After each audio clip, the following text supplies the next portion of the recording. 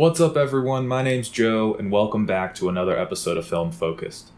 Today, I want to share with you guys one of my favorite cameras as of late. It's also my least expensive camera that I own.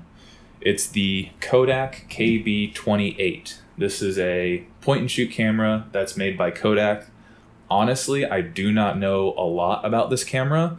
Don't even know why it's called the KB28. KB, I'm not really sure. 28, I think 28 millimeters is the closest focal length that this camera, I guess, reproduces in its images.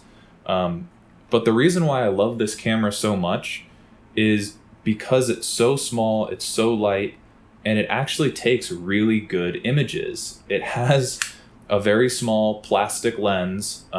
It's a spherical lens, as it says on the camera body. It has a shutter button, and it has a fill flash that fires every single time. And that's really it. It has a viewfinder that is above the lens, so you do have to be a bit careful of, putting your fingers in front of the lens when you're taking photos. I think that's only happened once with this camera. And it has an automatic film rewind button. It takes two AAA batteries on this left side compartment, and that's it. There's no tripod mount or anything like that. I want to say the entirety of this camera is made out of plastic. There's probably a few metal pieces on the interior that control the spring-loaded shutter and possibly the rewind mechanism that's in there as well. But that's it. That's the entire camera. If I had to guess, it probably weighs maybe a third or maybe like a fifth of a pound. It's very, very light, and it's very small. It can fit into your pocket. It basically fits into it fits into my shirt pocket. That's how small it is. So this camera, or other point and shoots like this camera, are really great for taking on either camping trips or small hikes, taking on the family events where you want to be able to take good photos but not be burdened with carrying a nice camera around, or a more expensive or a heavier system that has interchangeable lenses or anything like that.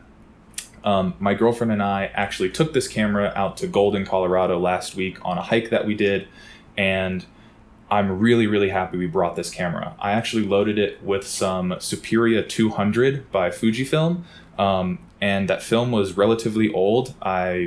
I'm not sure when I bought it, and I'm not sure what conditions it's been exposed to, so it was a little bit of a test roll, but it was also, I wanted to take photos for the sake of taking photos, and I wanted to try out this camera because I haven't shot it in probably over a year, maybe even two, and I'm really, really happy with the results of this camera. It shoots really well. It's super light. It's easy to take anywhere. And you get phenomenal results for such a small, cheap camera.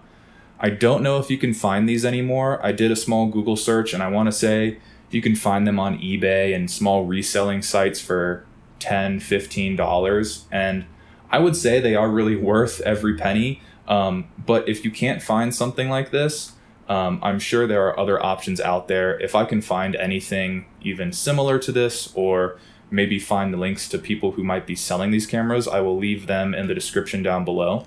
But I do want to share with you guys just kind of what I'm talking about and just what this camera is really capable of, and show you guys that you don't necessarily need a expensive camera or a high-tech or a new camera, or even an SLR or a rangefinder to take good photos. The best camera that you can use is the camera that you have on you. So don't get worried about breaking the bank and trying to find the absolute best camera out there, because spending a lot of money on a camera doesn't necessarily mean that your photos are going to get better just by having a better system. I love shooting with point and shoots because it really makes you focus on composition and your subject matter and what you are really taking a photo of, rather than trying to make something look good by shooting with a really shallow depth of field and shooting something that's rather like benign and meaningless, but technically it's a sound photograph. So I hope that all makes sense. Let me show you guys some of the sample images, or the images that I've taken recently with this camera, and see what you guys think.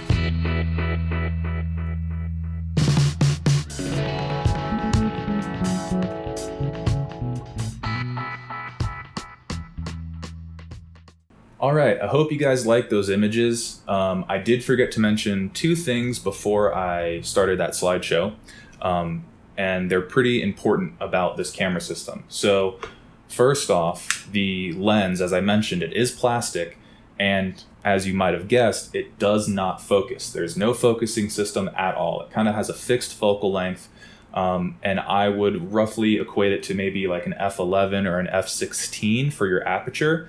And because of that, this camera basically uses the Sunny 16 rule. There is a fixed shutter speed that is also set for the camera. So you can't adjust your aperture or your shutter speed. You literally point and shoot. That is it. That's why this camera has the fill. So I would suggest if you do use this camera, only shoot with films in the range of an ISO of 200 to, well, I guess you could really shoot up to like 1600 or 3200 just fine, because overexposing film, as we've discussed before, really doesn't do anything bad to the film unless it is a very particular film. So at least use a film that's an ISO of 200. I like to shoot Superia 400 and Portra 400 through this camera. That's what I've gotten really good results with. And obviously now you've seen the Superia 200 images that surprisingly turned out really, really good. So a really interesting camera, very, very basic, very bare bones, but it still does a phenomenal job for such a cheap camera. Like, this is on the verge of being really a toy camera, but you actually get very, very good results with it. So if you're on a budget, if you like point and shoot cameras, if you want something that's super small and portable, these are great cameras. I highly recommend them.